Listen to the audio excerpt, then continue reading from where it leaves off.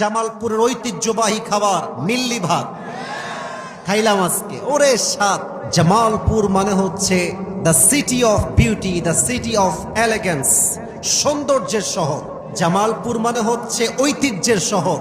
আপনাদের এই জামালপুরে রয়েছে আমাদের গারো পাহাড়। আমার মনে হয় গারো পাহাড়ের দৃশ্য যে অসাধারণ, কোনো যুবকের মনে যদি ছ্যাঁকা খাওয়ার কষ্ট থাকে আর ওখানে যদি 10 মিনিট বসে থাকে, যেই পরিবেশ, ওর কষ্ট নিমিষেই দূর হয়ে যাবে, ঠিক কিনা বলেন? আমাদের জামালপুরে রয়েছে সরিষাবাড়ি, আমাদের জামালপুরে রয়েছে জিল বাংলা সুপার মিলস লিমিটেড, যেখানে বাংলাদেশের সবচেয়ে বেশি চিনি উৎপাদন করা হয়। আমাদের রয়েছে যমুনা নদী, আমাদের রয়েছে ব্রহ্মপুত্র নদী, আমাদের রয়েছে জামালপুরের ঐতিহ্যবাহী খাবার মিল্লি ভাত খাইলাম আজকে। ওরে স্বাদ! মিল্লি ভাতকে আপনারা মনে হয় অনেকে বলেন পিঠালি, তাই না? পিঠালি বলে। আমি আজকে নামটা পড়ে বুঝলাম পিঠালি এমন এক খাবার, একবার যে খাবে পিঠালি সে বলবে, ওরে ভাই তুই আমারে কি খাওয়ালি, ঠিক কিনা? অসাধারণ স্বাদ এই খাবারের। আর একটা আপনাদের খাবার আছে বুড়ির দোকানের রসমালাই, সত্যি খুবই স্বাদের রসমালাই। আমি এর আগে একবার ময়মনসিংহে এসেছিলাম, আমাকে একজন গিফট করেছিল।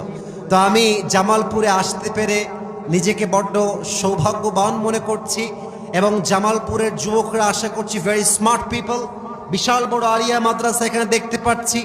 জামালপুরে আমাদের আছে আশিক মাহমুদ কলেজ, আমাদের আছে জামালপুর টেক্সটাইল ইঞ্জিনিয়ারিং কলেজ, আমাদের জামালপুরে আছে United public school and college, আমাদের জামালপুরে রয়েছে জামিয়া রহমানিয়া আরাবিয়া মাদ্রাসা, জামালপুরে রয়েছে আমাদের ঐতিহ্যবাহী কেশবপুর ইসলামিয়া দাখিল মাদ্রাসা, ঠিক কিনা বলে? এবার জামালপুরবাসীর কাছে একটা ইমানের প্রশ্ন রাখতে চাই, ইমানের প্রশ্ন। Look at my right hand, আমার ডান হাত দেখেন সবাই। এই আল কোরআনে যে সব আছে, এই বিশ্বাস কি জামালপুরবাসীর আছে? আমি যদি কোরআনকে যে কোনো বিষয়ে যে কোনো প্রশ্ন করি আর বলি, Quran, do you know the answer of it or not, তুমি কি এটার উত্তর জানো নাকি জানো না? আচ্ছা জামালপুরবাসী বলেন তো, কোরআন কি আমাদেরকে নো বলবে নাকি ইয়েস বলবে? কোরআন বলছে তুমি আমাকে দিয়ে আইন পাশ করে দাও, 100 ভাগ যুবকের বিয়েটাই সহজ হয়ে যাবে। জামালপুরবাসী 18 বছরের আগে কোনো মেয়ে হালাল ভাবে বিয়ে করলে আইন পাশ আছে, তার জামাইকে জেলে ভরে দেওয়া হবে, জরিমানা হবে, শাস্তি হবে। এখন আমার এই প্রশ্ন জাতির কাছে, 18 বছরের আগে হালাল ভাবে বিয়ে করলে আইন পাশ হয়, কিন্তু 17 বছরের যেই মেয়েটা